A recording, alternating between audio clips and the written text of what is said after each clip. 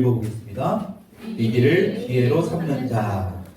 여러분 11세기에 이 왕관을 쓰지 않는 어떤 이 괴짜 황제가 있었다고 합니다. 이 왕이 어렸을 때부터 이 덴마크의 둘째 아들로 태어난 왕이었는데요.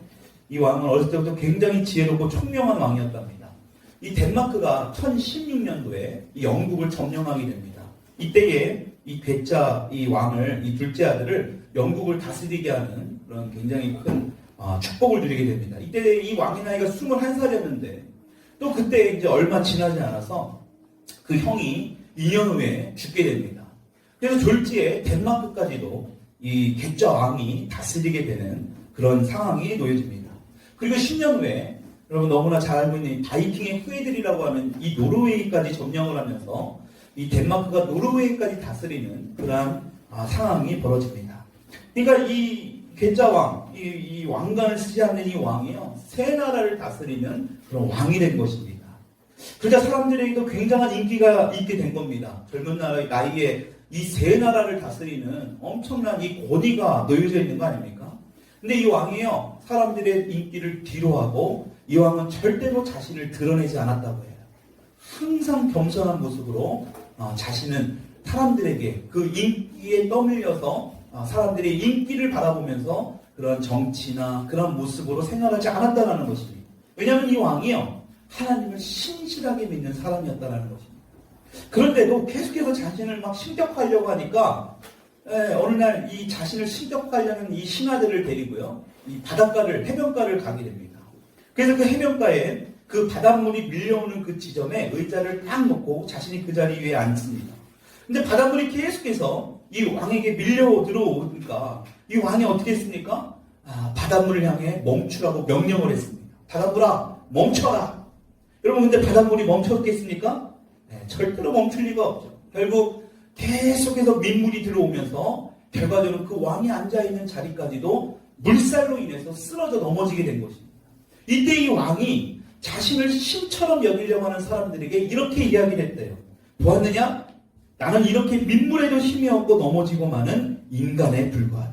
권능은 오직 하나님께만 있으므로 너희들이 의지할 자는 오직 하나님이다. 그러면서 자신의 왕관을 집어던져버렸다. 여러분, 정말 이 왕의 이야기를 들으시면서 여러분 어떤 생각을 하셨습니까? 여러분, 지금 오늘날의 이 상황도 똑같지 않습니까? 최고의 권력을 가지고 있다 하더라도요, 어떤 위기가 닥치고 문제를 해결할 수 있는 사람은 그 누구도 없다라는 것입니다. 여러분, 이 땅에 살아가면서 문제와 위기를 경험하는 것은 어찌 보면 당연한 일이라는 것을 오늘 이 이야기를 통해서도 또 지금 우리가 처한 상황을 통해서도 우리가 볼 수 있지 않습니까? 여러분, 그렇기 때문에 누구나 처하는 이 위기, 이 문제, 특히 우리 성도들에게 이런 문제가 닥쳤을 때 우리가 어떻게 해야 될까? 이것이 진짜 중요하다는 것입니다. 여러분, 위기가 닥쳤을 때 우리가 해야 될 게 뭘까요? 여러분, 그 위기가 내 앞에 오지 않게 해달라고 원하는 것이 아니라 그 위기를 받아들여야 돼요. 그리고 해야 될 게 뭐냐? 하나님 앞에 겸손한 모습으로 살아가는 것이 중요하다는 것입니다. 여러분, 그래서 우리는 지금처럼 이 코로나 위기로 힘들 때에 이 코로나 바이러스가 나에게 오지 않게 해달라고 기도만 할 것이 아니라 더 기도해야 될 것은 뭐냐? 이 위기를 잘 헤쳐나가게 해달라고 하나님 앞에 기도해야 될 때라는 것을 믿으시기 바랍니다. 여러분, 그래서 모든 사람에게 위기가 찾아오지만 사람마다 그 위기에 반응하는 것들이 다 달라요. 어떤 사람은 위기가 오면 자포자기하는 경우가 있습니다. 왜 나에게 이런 위기가 와가지고, 왜 나한테 이런 상황이 놓여져가지고 다 포기해버리는 사람들이 있어요. 근데 어떤 사람은 이 위기가 찾아오면 오히려 그 위기를 삼아서 내가 이제는 저 바닥에 나와 이제 떨어져 있으니까 이제는 올라갈 일만 있구나. 여러분, 인생이 좀 그런 것 같지 않습니까? 바닥에 놓여있니까 항상 우리가 바닥에 놓여 있지 않아요. 항상 안 되는 상황 가운데 놓여있지 않지 않습니다. 안 되더라도 잘 될 때가 있고 또 잘 되더라도 안 될 때가 반드시 있다라는 거예요. 그러니까 이런 상황에서도 긍정적으로 생각하는 사람들이 있다라는 것입니다. 여러분, 오늘 성경의 본문을 보게 되면 심각한 위기를 경험하는 한 인물이 등장합니다. 그 사람이 누굽니까? 네, 너무나 잘 알고 있는 히스기야 왕입니다.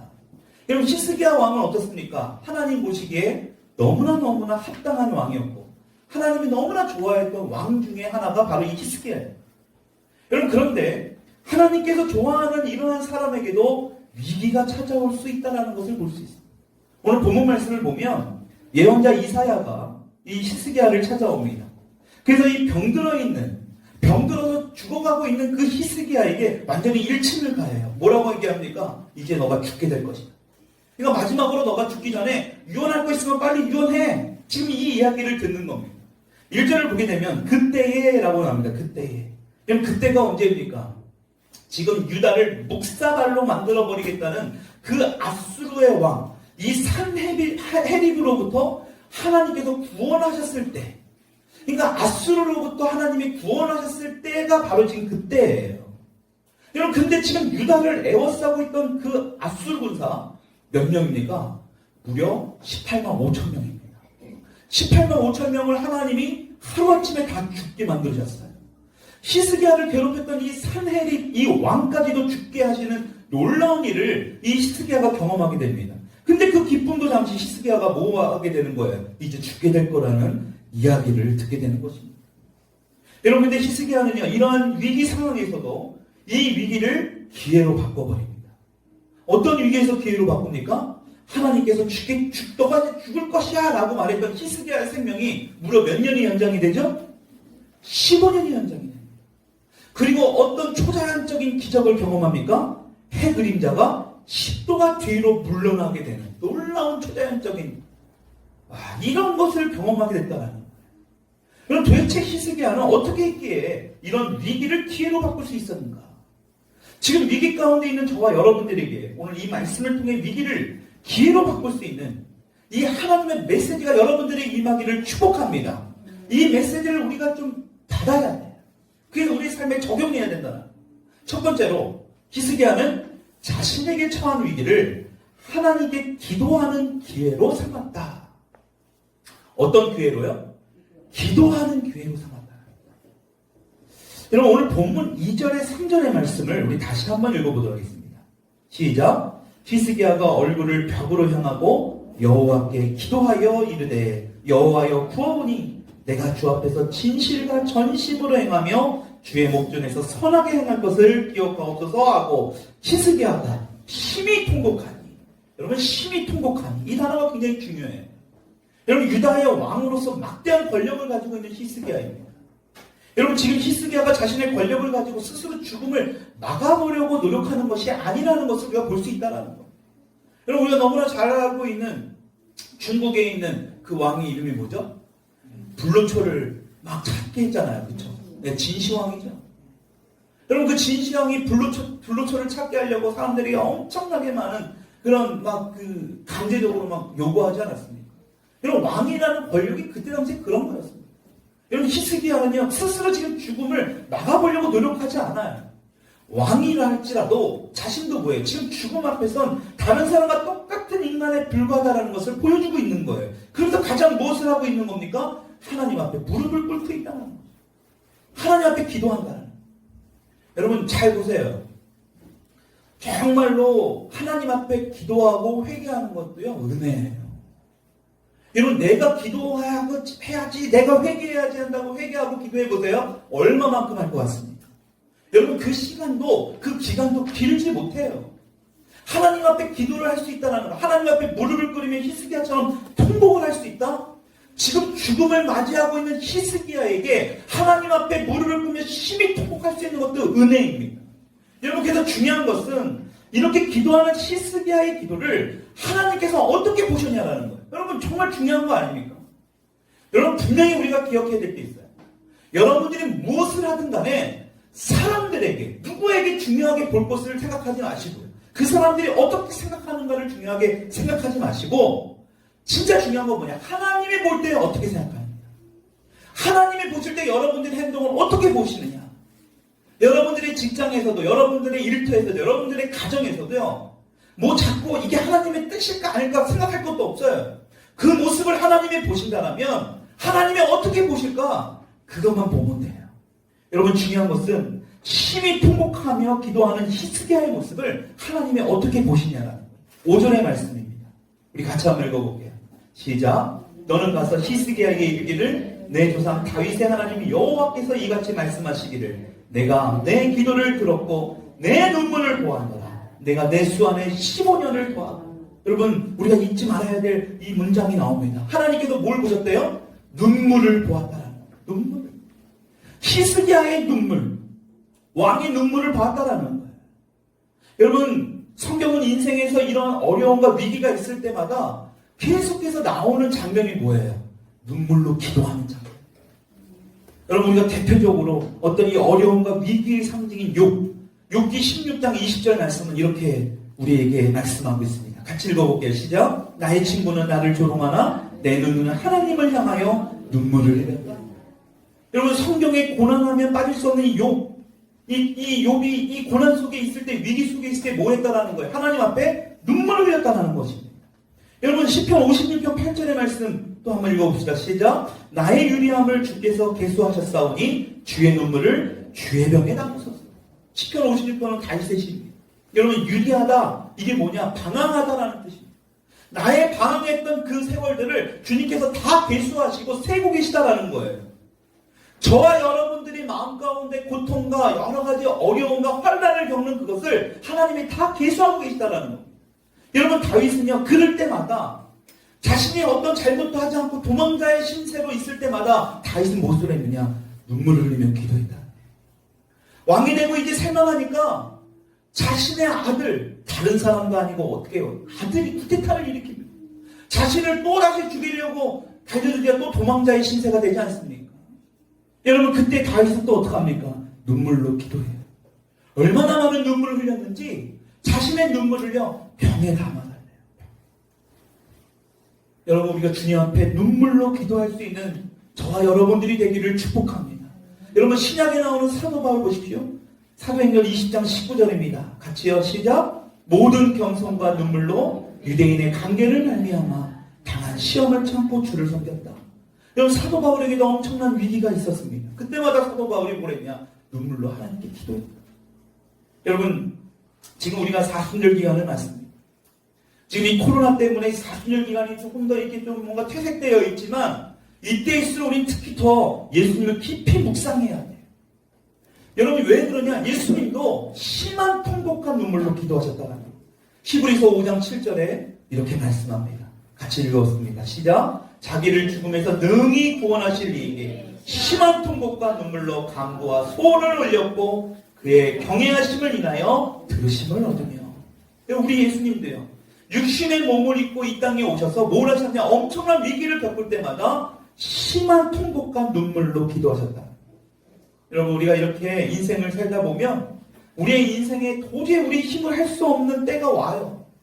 그럼 지금이 그때 아닙니까? 질병의 위기가 오고요, 경제의 위기가 오고, 가정의 문제가 오고요, 위기가 오고요. 여러분, 또 어떻습니까? 부부간에 어떤 위기가 옵니다. 결혼의 위기가 와요. 심지어는 영적인 위기까지도 와요. 여러분, 이런 위기가 있을 때마다 우리가 어떻게 해야 할 것인가?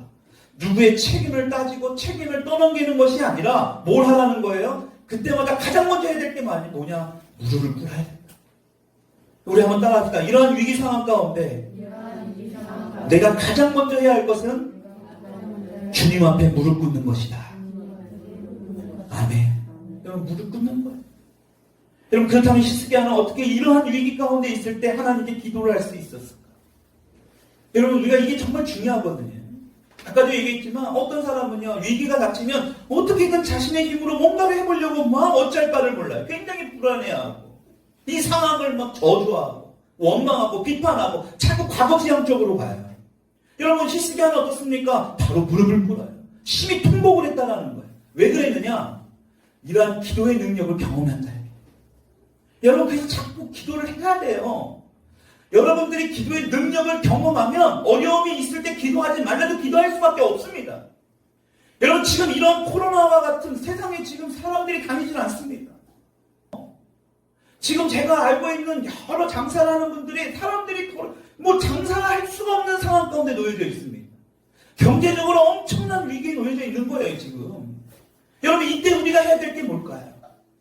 기도를 통해서 이 위기의 능력을 경험한 사람들은요, 반드시 무릎을 꿇게 돼요. 히스기야는 이전에 이 기도의 능력을 경험했습니다. 여러분, 존전에도 얘기했지만 38장 1절에 그때가 언제인지를 말씀드리지 않았습니까? 여러분, 그때가 바로 아수르 사네리 왕이요, 쓴 편지를 랍사게라는 사람이 들고 와서 그 편지를 읽습니다. 히스기야에게 전하는 편지의 내용에 이렇게 정해져 있습니다. 여러분 36장, 이사야서 36장 13절로 16절까지의 말씀입니다. 여러분 앞으로 좀 피시면 이사야서 36장 13절부터 16절의 말씀 같이 한번 읽게요. 시작. 이에 랍사게가 일어서서 유다 방언으로 크게 외쳐 이르되 너희는 대왕 아수르의 왕의 말씀을 들으라. 왕의 말씀에 너희는 히스기야에게 미혹되지 말라. 그가 능히 너희를 건지지 못할 것이니라. 히스기야가 너희에게 여호와를 신뢰하게 하려는 것을 따르지 말라. 그가 말하기를 여호와께서 반드시 우리를 건지시리니 이 성이 아수르 왕의 손에 넘어가지 아니하리라 할지라도 히스기야의 말을 듣지 말라. 아수르 왕이 또 이같이 말씀하시기를 너희는 내게 항복하고 내게로 나아오라. 여기까지요. 여러분 지금 랍사게라는 사람이 등장해가지고요. 이 아람말, 그때 당시에 남유다의 말을 할 수 있는 이 랍사게라는 이 사람이 이 지금 산헤립 왕, 아수르의 왕의 편지를 지금 대독하고 있는 겁니다. 여러분 한마디로 뭡니까? 지금 전쟁을 하기 전에 미리 심리전을 치르는 거예요. 여러분 지금 뭐라고 얘기합니까? 야 히스기야의 말에 미혹하지 말래요. 너희가 믿는 하나님 믿지 말라는 겁니다. 기가 막히지 않습니까? 오늘날과 똑같은 형국. 좀 전에도 말씀드렸지만 어떻게 단체 문자 메시지를 그렇게 할 수 있습니까? 어떻게 정부라는 데서 교회에서 예배를 드리지 말라는 종교의 자유가 있는 나라예요. 물론 정말로 많은 사람들이 모여서 감염의 위험에 있는 곳은 정말 그래야 될 필요는 있습니다. 근데 그렇지 않은 곳도 있어요. 그렇지 않은 곳까지도 그렇게 예배를 드리지 말라. 얼마 전에 화성시청에서 전화가 왔습니다. 목사님 예배 드릴 겁니까? 제가 뭐라고 했겠습니까? 기도해보고 정하겠습니다. 인천의 어떤 교회에서는요, 어제 페이스북을 보니까요, 기도하면 벌금을 물겠다라고 공지를 내렸다는 거예요. 예배드리면 벌금을 물겠대요. 이럴 때일수록 더 예배에 집중해야 돼요. 제가 어저께 그래서 더 저녁 때 어떤 마음이 들었느냐? 더 말씀, 더 기도. 이럴 때일수록 더 해야 되겠구나. 세상에 하지 말라고 자꾸 이런 마음에 자꾸 이렇게 될 때 그 세상이 자꾸 현혹되는 것이 아니라 지금 랍사게가 하나님의 말 듣지 말고 히스기야 왕 듣지 말라고 이야기할 때에 그 말에 현혹돼서 항복하고 나오는 것이 아니라 이럴 때일수록 정신 차리고 더 주님 앞에 기도해야 되겠구나. 제가 오늘 아침에 너무 침묵했습니다. 너무 마음이 무너졌어요. 와, 이런 상황까지 놓여지는구나. 교회가 이러한 상황이 놓여져 있는 거예요.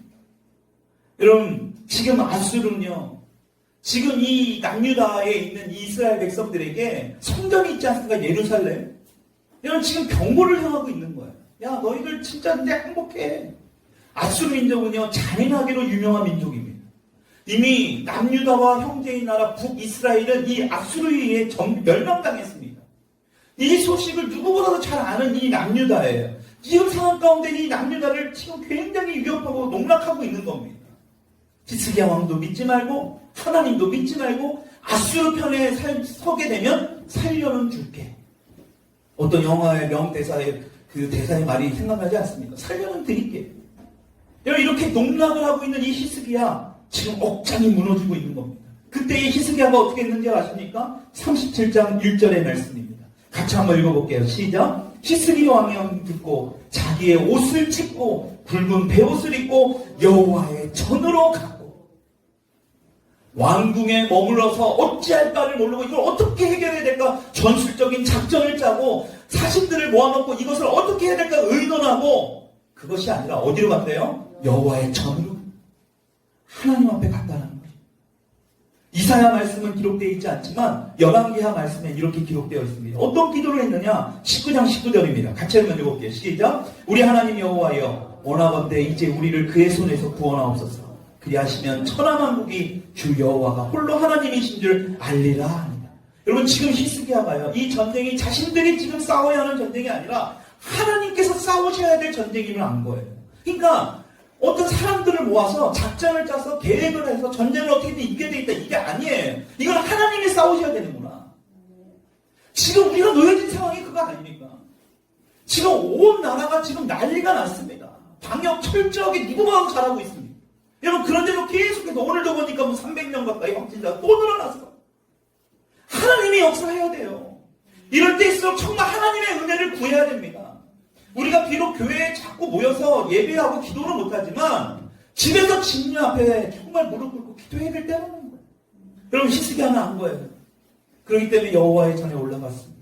이것이 내가 싸워야 될 전쟁이 아니라 하나님이 싸워야 될 전쟁이에요. 아수르가 자신들이 믿는 신을 앞세워서 우리가 믿는 하나님을 지금 조롱하고 있는 이러한 모습을 우리가 보고 있구나. 여러분 그리고 지금 아수르가요 18만 5천 명이 유다를 쳐들어오려고 왕의 명령을 지금 기다리고 있는 그런 상황입니다. 지금 사무엘이 왕 한마디면 18만 5천 명이 우르르 몰고 들어오면 끝나는 거예요. 유다는. 여러분 지금 히스기야는 자신이 할 수 있다는 거 하나도 할 수 없다는 거 안 보여요. 자신의 힘은 뭔가 아무것도 할 수 없구나. 여러분 이렇게 전적으로 하나님을 붙들고 기도한 히스기야가요 어떤 경험을 하게 됩니까? 이사야서 37장 36절에 여러분들의 성경 말씀 이사야서 37장 36절 같이 한번 읽어볼게요. 시작. 여호와의 사자가 나가서 아수르 진중에서 18만 5천이를 쳤으므로 아침에 일찍이 일어나 본즉 시체뿐이라. 할렐루야. 시체뿐이라. 여러분 누가 나갔을 때요? 여호와의 사자가 나갔어요. 여호와의 메신저 하나님의 천사들이 나가야 됩니다. 여러분 성경에는요 천사들이 굉장히 많이 등장합니다. 여러분 우리가 이렇게 기도해야 돼요. 천사들에게 기도하라는 게 아니라 하나님께 간절히 기도해야 돼요. 천사들을 파송시켜달라. 이럴 때일수록 이 성경 속에 등장하는 여호와의 사자들을 통해서 우리의 가정을 지키시고 우리의 교회를 지키시고 우리의 지역과 이 나라를 지켜달라고 기도해야 된다는 거죠. 여러분 무려 18만 5천 명입니다. 하나님께서 무찔러 주심을 지금 경험하게 됐다는 거예요. 여러분 그래서 지금 우리도 우리 힘으로 아무것도 할 수 없는 이 상황에서 우리가 해야 될 것이 무엇이냐? 다른 것은 하나도 없습니다. 제발 기도할 수 있기를 축복합니다. 여러분들의 가정에서 기도하세요. 우리 힘으로 할 수 없으니까 하나님 우리를 구원해 주시옵소서. 히스기야가 기도했던 것처럼요. 정말 우리를 구원해 주십시오. 이럴 때 움츠리고 세상 사람들 눈치 보고 그렇게 살아가는 게 아니라 당당하게 하나님 앞에 기도할 수 있기를 바랍니다. 여러분 그때에 우리 힘으로 어떻게든 할 수 없는 이 18만 5천 명을 하나님께서 하루아침에 무너뜨리는 놀라운 역사를 경험하는 저와 여러분들이 될 줄 믿습니다. 두 번째로 히스기야는 이 위기를 하나님의 평안과 구원의 능력을 체험하는 기회로 삼았다. 평안과 구원의 능력을 체험한 오히려 그러한 기회로 삼았다. 여러분 이사야서 38장 17절의 말씀 우리 같이 한번 읽어보겠습니다. 시작. 보옵소서 내게 큰 고통을 더하신 것은 내게 평안을 주려 하시니라. 주께서 내 영혼을 사랑하사 멸망의 구덩이에서 건지셨고 내 모든 죄를 주의 등 뒤에서 던지셨나이다. 여러분 뭐라고 얘기합니까? 지금 죽음의 위기를 경험하게 하신 것은 뭐하기 위하심이에요? 평안을 주시고 구원을 경험케 하셨다는 하나님의 놀라운 계획이 있었다는 것을 지금 히스기야가 고백하고 있다는. 여러분 이게 뭔 말이냐? 여러분 우리가 전에도 제가 그런 말씀을 드렸습니다. 우리 인생의 시간에 크로노스라고 합니다. 그렇죠? 우리의 때, 우리가 점심시간 때 만나 이 때가 바로 크로노스예요. 여러분 그 우리 인간의 시간입니다. 여러분 이 크로노스에서 하나님의 시간, 이 카이로스를 경험하는 시간이 되었다라고 이 히스기야가 고백하고 있는 거예요. 성경에는 두 가지 시간이 나와요. 크로노스와 카이로스. 여러분 크로노스는 우리 일상적인 시간, 카이로스는 하나님의 시간을 이야기하는 거예요.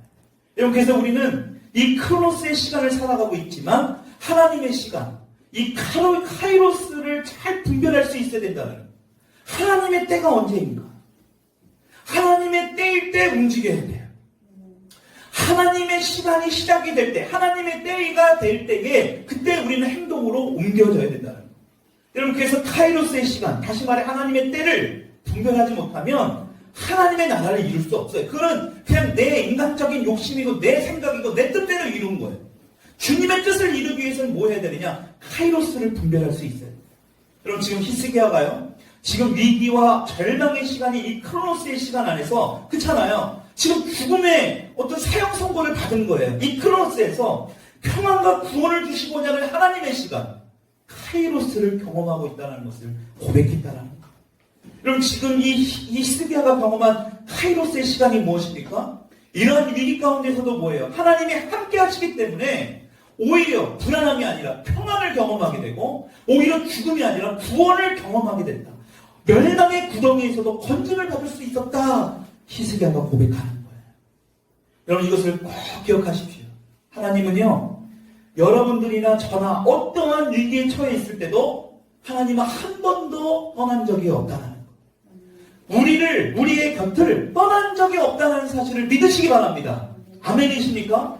여러분, 그래서 신명기 31장 8절에 이렇게 기록합니다. 같이 읽어볼게요. 시작. 그리하면 여호와 그가 내 앞에서 가시며 너와 함께하사 너를 떠나지 아니하시며 버리지 아니하시리니 너는 두려워하지 말라, 놀라지 말라. 또 우리 예수님께서도 이렇게 말씀하세요. 요한복음 14장 16절로 18절의 말씀입니다. 같이 한번 읽어봅시다. 시작. 내가 아버지께 구하겠으니 그가 또 다른 보호의 살을 너희에게 주사 영원토록 너희와 함께 있게 하리니. 17절. 그는 진리의 영이라 세상은 능히 그를 받지 못하나니 이는 그를 보지도 못하고 알지도 못합니다. 그러나 너희는 그를 아나니 그는 너희와 함께 거하시며 또 너희 속에 계시겠습니다. 18절. 내가 너희를 고아와 같이 버려두지 아니하고 너희에게로 오리라. 아멘. 고아와 같이 내버려 두시지 않겠다는, 그냥 혼자 가만히 내버려 두시지 않겠다는, 이런 위기 속에서도 하나님의 때가 임한다는 것을 믿을 수 있기를 바랍니다. 여러분, 그럼을 통해서 뭐예요? 우리는 두려움과 위기 상황 가운데서도 어떤 공포, 어떤 위기, 어떤 불안, 초조, 이게 아니라 평안함을 느껴요. 그래서 오히려 이러한 상황에서도 구원의 능력을 행하시는 하나님을 볼 수 있기를 축원합니다. 여러분, 이것이 바로 구원의 능력이에요. 마지막으로 세 번째, 히스기야는요, 위기 속에서 건짐을 받은 후에 어떻게 했느냐? 하나님 중심으로 살 것을 결단하는 기회로 삼았다. 하나님 중심으로. 여러분, 이사야서 38장 20절의 말씀입니다. 이사야서 38장 20절 우리 같이 한번 읽어볼게요. 시작. 여호와께서 나를 구원하시리니 우리가 종신토록 여호와의 전에서 수금으로 나의 노래를 노래하리로다. 아멘. 종신토록. 여러분, 지금 히스기야가요, 위기의 순간에서 지금 건짐을 받았잖아요. 생명을 15년이나 더 연장되었습니다. 그러니까 이제 하나님 땡큐, 이제 내 기도가 응답됐으니까 하나님 난 잘 몰라요. 이제 내 멋대로 내 뜻대로 살겠습니다. 이렇게 하지 않았다는 거예요. 여러분, 우리가 진짜 이렇게 심각한 코로나 바이러스 사태를 맞이하면서 우리가 생각해야 될 게 뭘까? 주일 예배를 드리는 게 맞는지, 온라인에서 예배를 드리는 게 맞는지. 지금 인터넷 보면 진짜 과간입니다. 댓글을 보게 됩니다. 예배를 드리는 사람들을 마치 목사들이 엄청난 사기꾼처럼 여겨요. 주일 예배 그 헌금을 받기 위해서 예배를 드린다는 거. 와, 이렇게 농락을 당합니다. 이렇게 조롱을 당해요. 정말 기가 막힌 형국이지 않습니까? 목사님들까지도 지금 주일 예배 드리는 게 맞니, 온라인 예배 드리는 게 맞니, 막 지금 엄청 싸우고 난리가 났습니다. 그 글 읽다 보면 다 맞는 말이에요, 서로들의 입장에서. 그걸 왜 자꾸 내 생각을 다른 사람에게 관철시켜서 그 사람까지도 그렇게 하게 만들어가는 이 상황이 너무나 진짜 너무 비참하다라는 거예요. 그 교회에 맞게끔 하면 되는 겁니다. 그 교회의 상황에 맞게 하면 돼요. 위생 철저히 하고 예배 드릴 수 있는 상황이 되면 예배 드리면 되는 거예요. 아니, 제가 더 기가 막힌 것은 강남의 어느 클럽은요, 밤새도록 새벽 6시에 사진을 찍은 거 올려놨더라고요. 지난주에 코로나가 한참일 때 새벽 6시에 몸도 움직이지 못할 정도로 빽빽히 모였어요. 남녀들이 함께 모여서 춤추고 있는 장면을 올려놓은 거예요. 새벽 6시에. 파티를 벌이는 거. 그런 클럽은 막을 수가 없대요. 이것을 자꾸 이야기하는 게 중요한 게 아니에요. 지금 이 코로나 바이러스 때문에 온라인 예배든 오프라인 예배든 이게 중요한 게 아니라 지금 우리 눈에 보이지 않는 이 바이러스 작은 하나 때문에 사람들이 다 넘어지고 있지 않습니까? 온 나라가 지금 아주 엄청나게 시끄럽잖아요. 한 번도 해보지 않은 일들을 지금 이루어지고 있어요. 한 번도 경험해보지 못한 일들을 지금 우리는 경험하고 있다는 걸 아십니까? 여러분, 그렇다면 이런 작은 바이러스 하나 때문에 넘어지는 우리 이 연약한 인간, 정말 어찌 보면 한없이 약한 이 작은 인간에 불과하다는 것을 우리가 좀 깨달아야 되지 않습니까? 여러분, 이번 사태는요, 이게 다른 게 아닙니다. 아직도 자신들의 생각을 꽉 붙잡고 있잖아요. 그 생각의 틀을 지금 깨트리려고 하는 하나님의 뜻을 지금 모르는 거예요. 그것을 하나님은 우리 인간에게 말씀하고 계시는 거예요. 우리 사람들에게 말씀하는 거예요. 아직도 자신의 중심에서 우리 찬양되었습니다. 생각을 내려놔야 돼요. 하나님의 생각을 붙드는 거잖아요. 이게 예배지 않습니까? 근데 자신의 중심이 자신의 생각으로 꽉 차 있어요. 자신의 인생의 주인은 자신이 됐습니다. 내가 내 주인이에요. 하나님 주님이라고 말하면서 말이죠. 하나님의 말씀을 온데간데 없고 자신이 주인이 돼서 자신이 마음대로 살아가려는 우리들에게 하시는 하나님의 메시지라는 거예요. 여러분 정말 우리가 믿는 자로서요. 이 주일 예배를 이렇게 사람들이 세상 사람들이 폄하하고 이거 정말 마음 아파해야 될 일이에요. 그 사람들 눈치나 보면서 우리가 예배 드려야 되는 게 맞는가 아닌가 이런 거 도대체 이게 왜 우리가 이런 일을 당해야 되냐라는 거예요. 하나님 앞에 예배를 드리는데 말이죠. 여러분 이게 정말 수치 아닙니까? 여러분 이렇게 수치를 당하는 것은요 다른 게 아닙니다. 우리가 하나님 중심으로 살지 못한 결과예요. 내 중심으로 하나님을 사랑한다면서 물질을 더 사랑하고 하나님을 사랑한다면서 내 가족, 나를 더 사랑한 결과가 바로 오늘 이런 결과를 초래합니다. 여러분 그렇다면 우리가 어떻게 해야 될까요? 오늘 본문 속에 나오는 히스기야처럼 하나님 중심으로 영원히 살기를 결단해야 된다. 여러분 그렇기 때문에 오늘 우리에게 닥친 이 위기는요 더 이상 위기가 아니에요. 기회가 되는 거예요. 그냥 이렇게 살아가면 겨우겨우 구원을 받을 수 있지만 하나님 앞에 칭찬받을 수 없습니다. 상급은 없어요. 여러분 그래서 하나님께서 뭐라고 말씀하십니까? 우리에게 다시 한번 이렇게 기회를 주셨다라는 거죠. 여러분 진짜 위기입니다. 이것이 오늘 우리에게 놓여진 현실입니다. 이럴 때일수록 우리가 해야 될 건 뭐냐? 불안해하고 두려워하고 세상적으로 자꾸 무언가를 하려고 잔머리 쓰고 이게 아니라요. 교회에 모이는 것이 힘이 들지만 각자의 위치에서 이럴 때일수록 뭐예요? 기도해야 돼요. 회개해야 되는 것입니다. 여러분들에게 주어진 그 매일 성경 말씀 붙들어야 될 때라는 거예요. 그래서 이제는 내 중심이 아니라서요. 세상의 중심이 아니라 내 생각대로 내 멋대로 살아가는 게 아니라 하나님의 중심을 하나님의 말씀대로 살아가는 그래서 하나님 말씀대로 몸부림치며 이 마지막 때 끝까지 승리하며 살아가는 저와 여러분들이 되기를 주님의 이름으로 축원합니다. 우리가